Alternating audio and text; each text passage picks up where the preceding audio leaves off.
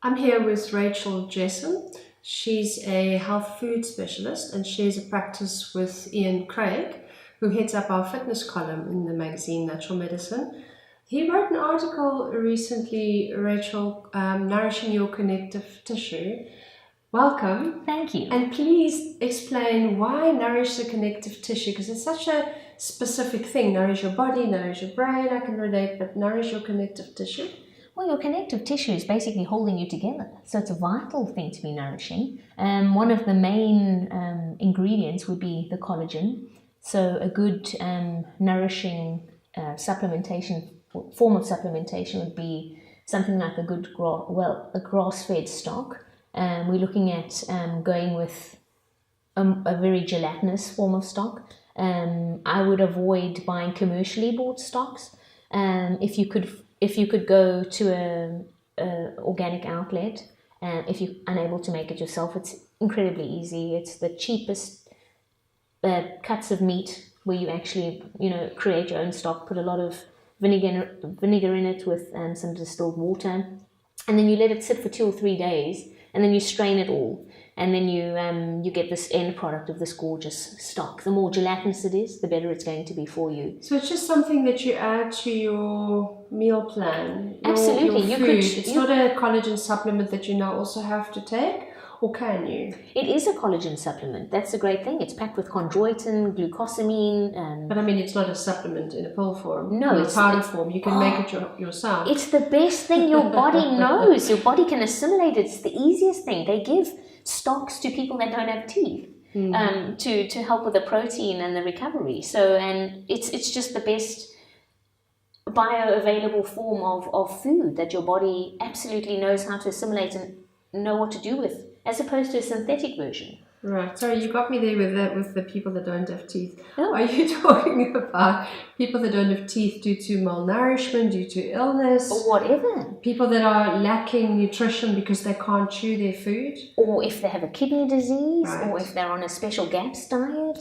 Any restriction of diet often includes some form of a stock. And we're not only talking beef stock or venison stock, we're talking fish.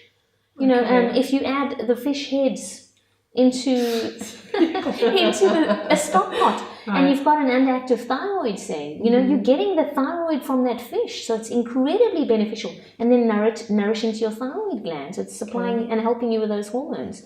Again, it can be a gorgeous vegetable stock filled with seaweeds and a host of vegetables. I'd like to hear more about that. Good mushrooms, the shiitake mushrooms, and all the beneficial mushrooms. And then you boil that up and strain it all, and then use bits of the heads of carrots and skins of onions and garlic. You just throw the whole thing in. It's dead easy. So it's like a really good soup. It is, except it's strained, so you don't have the bobs floating about. Okay. You strain that all out, and then you drink. You could either drink it. If you really want to have a cup of it, which is absolutely fine and really good for you if you do have, it's you flavour it a bit more. So I wanted to ask you. Yeah, so if you're going for chicken, absolutely. Whatever you grow in your garden, preferably, fresh, you can pop that straight into the stock pot as it's going. And then you just create a flavour. You might even want to sprinkle some good quality salt and pepper. Anything that's going at that particular time, or if it's over a 3-day period, you just pop stuff in. It doesn't only have to be animal specific. Right. So you can add some chicken with some vegetables. You create your own, whatever works for you. And sometimes it's good to have a little notebook, right, so that when you actually get it perfect, you know what you've done. So we're talking a little bit about bone broth as well now? Or? Bone broth and stock, there seems to be no one really knows, They use broth in the culinary version. Chefs will use a broth. So you can have like a broth, it's literally just a clear fluid made from an animal, animals. So you boil up the bones, you strain it, and it's a clear fluid. Right. So they've done something to create the clarity in the broth. Where stock is, you've got little bits, it's not clear. You know what I mean? So you've got the more gelatin in it, because the more cartilaginous bits you use, so you're probably using bones in the broth and more knuckles and ears and hooves and stuff in the feet, in the actual stock. So it's really a much of a muchness. What they really do though is it's incredibly kind on your gut. Stock, very, very, very nourishing. We live in a depleting world, so we're looking at a very replenishing food. They should be giving, stocks should be standard in hospitals as a form of hospital food, because it is so better than what they feed you. Yeah, absolutely. The jelly and the custard is not going to heal you, but the stock is going to heal you. Often you find with, being in a hospital that they're forced to be on antibiotics and you're unable to eliminate.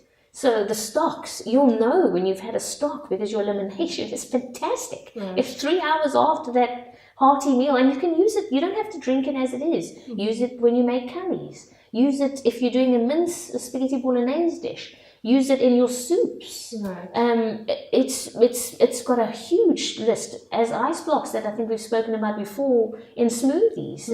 You really want to or just over some grains that you've cooked up, just to make not it even. more You can moist. actually cook your rice or your beans in the stock, and you're amplifying the nutritional density of the food just by doing that. So it's So we're talking about two things here, I think, and the one is talking about boosting your nutrition. Especially when you've been ill, so for convalescence, but also this article on connective tissue. What would prompt a person to think, oh, my connective tissue needs to be nourished right now? Is it mostly athletes that think that way? No, it could be anybody, even who's just had an injury. So if you sprain your ankle because you tripped over the dog, or you fell in the drain by mistake, or whatever, you know that you've actually hurt yourself. A little alarm bells go on, thinking, I really need to do something. How am I going to make myself feel better without taking a horrible pharmaceutical to make myself feel better? Your body. Absolutely. And what happens is we all have scar tissue, some form of scar tissue, somewhere where we've hurt ourselves. And that scar tissue is, needs to be nourished even more than the regular connective tissue, because it's a mesh of fibers. Just they're not smooth, they're all intertwined almost like a ball. So we really want to look after that, and you would do that through massage, some nice cross friction to try and get those fibers aligned again, and again with what you put in. And again, we want clean blood, so nice green juices, good cleaning. It's a good cleaner for your body and your blood. So when you nourish your connective tissue, you're giving it clean, good, wholesome blood. But you're also giving it the ability to clear out toxins, because that's where the connective tissue traps a lot of toxins. Absolutely. But you do need the good stuff. You need the chondroitin, you need the glucosamine, you need all that, the MSM that comes from food. That's got to be and amino acids, and as well as a good foods high in vitamin C, that are going to really boost your body to be able to get that healing process. Fantastic. And the nourishing process all over your body from head to toe. Great, thank you. You're Thanks very welcome. much, Rachel. Great.